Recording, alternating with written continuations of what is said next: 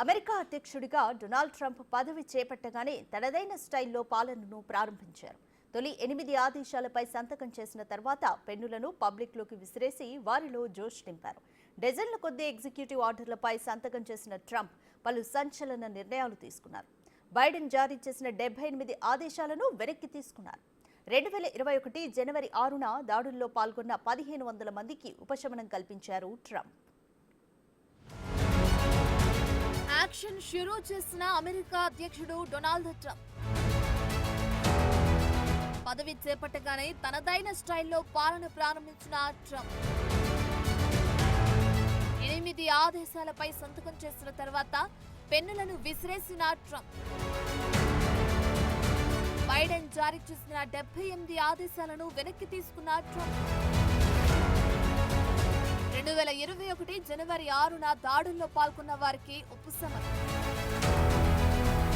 అగ్రరాజ్య అధినేతగా రెండోసారి అధికారం చేపట్టిన ట్రంప్ తనదైన శైలిలో పాలన ప్రారంభించారు. కీలక నిర్ణయాలు తీసుకున్నారు. మాజీ అధ్యక్షుడు జో బైడెన్ జారీ చేసిన 78 ఆదేశాలను వెనక్కి తీసుకున్నారు.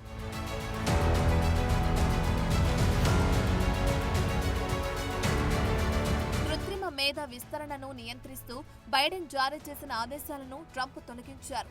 సరిహద్దు గోడ సామాగ్రిని విక్రయించాలన్న బైడెన్ ఆదేశాలను ట్రంప్ వెనక్కి తీసుకున్నారు. మెక్సికో సరిహద్దుల్లో మరిన్ని సైనిక దళాల మోహరింపు, చైనా, కెనడాలపై టారిఫ్ల పెంపు, గల్ఫ్ ఆఫ్ మెక్సికో పేరును గల్ఫ్ ఆఫ్ అమెరికాగా మార్చడం వంటి నిర్ణయాలు కూడా ఉన్నాయి. బైడెన్ కార్యవర్గం వాక్ స్వేచ్ఛపై నియంత్రణ విధించడాన్ని ట్రంప్ సీరియస్ గా తీసుకున్నారు. యంత్రాంగంపై పట్టు సాధించే వరకు అధికారులు ఎలాంటి ఆదేశాలు జారీ చేయకుండా ట్రంప్ ఉత్తర్వులిచ్చారు.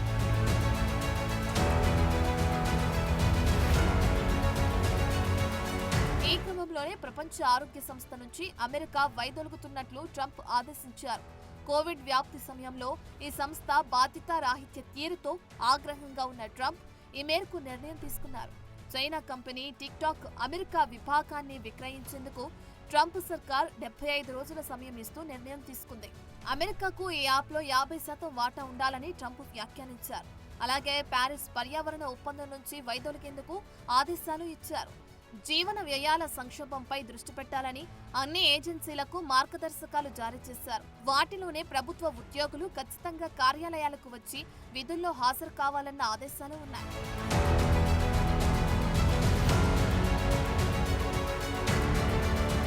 ఇక ఫిబ్రవరి 19, 2025 నుండి ఇతర దేశాల నుండి అమెరికా వలస వచ్చిన వారిపై కఠిన నిబంధనలు అమలు చేయడానికి సిద్ధమయ్యారు. గ్రీన్ కార్డు హోల్డర్లు, H1L1 వీసాలపై ఉన్న వ్యక్తులకు జన్మించిన పిల్లలు ఇకపై అమెరికా పౌరులుగా పరిగణించబడకుండా ఆదేశాలిచ్చారు. 2024 గణాంకాల ప్రకారం అమెరికాలో 5.4 మిలియన్ల భారతీయ అమెరికన్లు ఉన్నారు. తాజాగా ట్రంప్ తీసుకున్న నిర్ణయంతో ఎండో అమెరికన్లపై ప్రభావం పడనుంది. మరోవైపు ట్రంప్ పాత మిత్రుడు ఉత్తర కొరియా అధినేత కిమ్ జోంగ్ ఉన్ను గుర్తు తెచ్చుకున్నారు.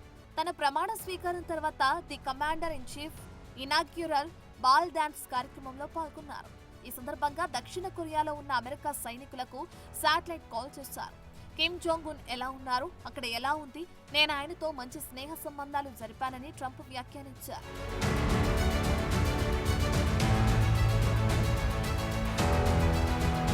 ఉక్రెయిన్ రష్యా యుద్ధంపై కూడా ట్రంప్ స్పందించారు. రష్యాను పుతిన్ నాశనం చేస్తున్నారని మండిపడ్డారు.